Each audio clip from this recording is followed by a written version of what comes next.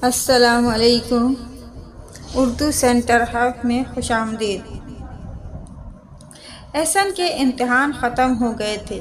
اس کے ابو اسے اپنے دوست کے گھر لے گئے۔ وہاں احسن نے ان لوگوں کی چیزوں کو چھیڑنا شروع کر دیا تھا۔ محمود انکل، یہ گھر تو بہت خوبصورت ہے، یہ آپ نے کہاں سے لیا ہے؟ احسن نے شیشے کا بنا ہوا چھوٹا سا گھر اٹھانے کے بعد کہا، بیٹا جب میں اٹلی گیا تھا تب میں وہاں سے یہ لے کر آیا تھا۔ محمود صاحب نے احسن کی بات کا جواب دیتے ہوئے کہا۔ کچھ دیر بعد احسن نے گھر میز پر رکھ دیا تھا اور پھر اس کا دھیان دوسری چیزوں کی جانب چلا گیا تھا۔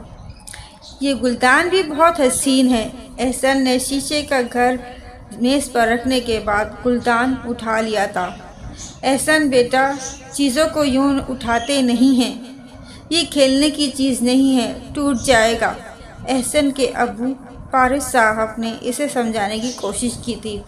بابا جان، یہ مجھے بہت اچھا لگا ہے، تھوڑی دیر بعد اسے اس کی جگہ پر رکھ دوں گا۔ احسن کی بات سننے کے بعد اس کے ابو کو بہت افسوس ہوا کہ ان کے بیٹے نے ان کی بات نہیں مانی۔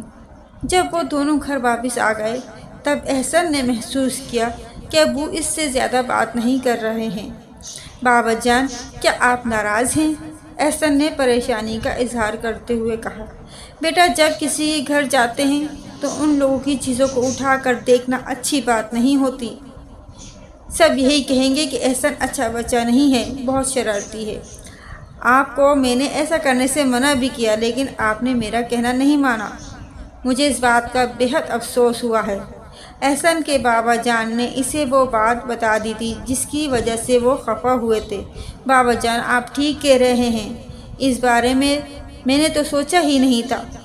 آپ نے مجھے بہت پیاری بات بتائی ہے، پھر کبھی آپ کو شکایت کا موقع نہیں ملے گا۔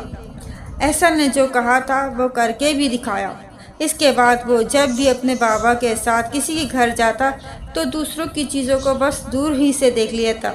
پیارے بچوں، اس کہانی سے ہمیں یہ سبق حاصل ہوتا ہے کہ کسی کی چیزوں کو اٹھانا اور پھر کھلونا بنا کر کھیلنا بری بات ہے۔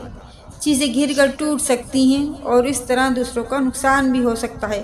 اچھے بچے ایسا کام نہیں کرتے۔